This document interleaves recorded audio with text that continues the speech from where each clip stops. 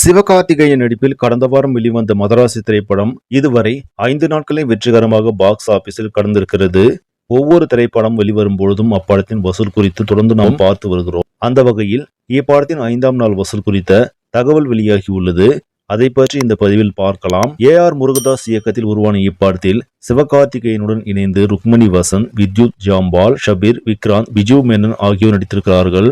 கடந்த செப்டம்பர் 5ஆம் தேதி திரைக்கு வந்த இப்படத்திற்கு ரசிகர்கள் மத்தியில் நல்ல வரவேற்பு கிடைத்திருந்தாலும் கலவையான விமர்சனங்களும் படத்தில் மீது வைக்கப்பட்டது. விமர்சனங்கள் எப்படி இருந்தாலும் சிவகார்த்திகேயன் படம் என்றால் மக்கள் அதற்கு தனி வரவேற்பு கொடுப்பார்கள். அந்த வகையில் மதராசி படத்திற்கும் குடும்ப ரசிகர்கள் மத்தியில் சிறந்த ஓப்பனிங் கிடைத்திருக்கிறது. இந்த நிலையில் 5 நாட்களில் உலக அளவில் மதராசி திரைப்படம் 90 கோடி வரை வசூலித்துள்ளதாக தகவல் வெளியாகியுள்ளது. கூடிய விரைவில் மதராசி திரைப்படம் 100 கோடி கிளப்பில் இணையும் என்ற எதிர்பார்ப்பும் உள்ளது.